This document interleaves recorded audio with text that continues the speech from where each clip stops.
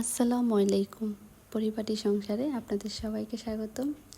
যেখান থেকে আমার ভিডিওটি দেখছেন আশা করি সবাই ভালো আছেন। আলহামদুলিল্লাহ আমরাও ভালো আছি।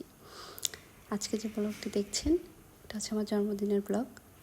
তো যেহেতু বাসা চেঞ্জ করেছি আসলে তেমন কিছু আর করা হয়নি। বাসা পরিবর্তনের পরে তো অনেক কাজ থাকে, সেজন্য কিছু করা হয়নি। খুব সিম্পলভাবে নিজেরাই একটু সেলিব্রেট করেছি। তো আপনাদের ভাইয়া অফিসে যাওয়ার সময় বারবার বলেছিল সন্ধ্যা যাতে রেডি হয়ে থাকি, সে ফোন করেও বারবার বলছিল, কিন্তু আসলে ওই দিন আমার শরীরটা এতটাই খারাপ ছিল যে বাহিরে যেতে চাচ্ছিলাম না, যেহেতু শরীরটা খারাপ লাগছিল। তো যাই হোক, তা বারবার রিকোয়েস্টে চলে এসেছি। তো আপনাদের ভাইয়া প্রথমে আমাকে কিছু জুয়েলারি কিনে দিয়েছে, তারপর চলে এসেছি আমরা একটা ফুলের দোকানে। তো আসলে গোলাপগুলোর অবস্থা খুবই খারাপ ছিল, যার কারণে আর ওইখান থেকে নেওয়া হয়নি। আমি নিয়েছিলাম একটা গাজরা। তো এখানে বাকি ফুলগুলো মোটামুটি ছিল, সে বুকেগুলো নিতে চাইছিল, কিন্তু আমি বললাম যে না, এগুলো আসলে নিইনি। তো এই তো আপনাদের সাথে একটু শেয়ার করলাম, দেখতে ভালো লাগছিল, বাট ফুলগুলো কিন্তু এতটা টাটকা ছিল না যতটা ক্যামেরা দেখা যাচ্ছে।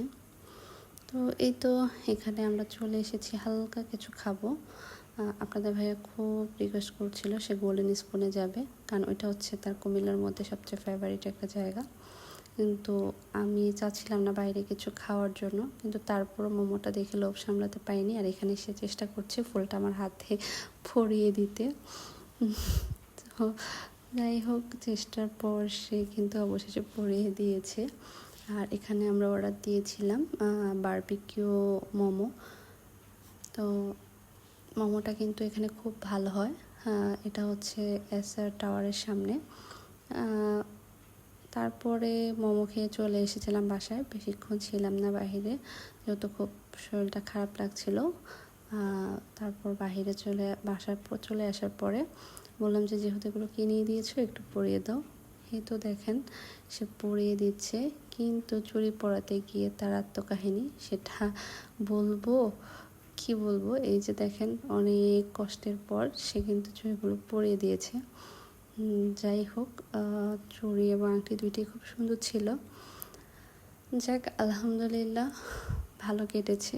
যতটুকু সময় পার করেছি একসাথে, আসলে দামি গিফটের চেয়ে একসাথে সময় কাটানোটা আমার কাছে সবচেয়ে বেশি ইম্পর্ট্যান্ট। এই তো বাসায় এসে কিন্তু ফুলটা আমি মাথায় লাগিয়েছি, কারণ হাতে থেকে এটা মাথায় বেশি সুন্দর লাগছিল। তো আজকে ব্লগটি এতটুকু পর্যন্তই শেষ করলাম। সবাই ভালো থাকবেন, সুস্থ থাকবেন। আল্লাহ হাফিজ। আসসালামু আলাইকুম।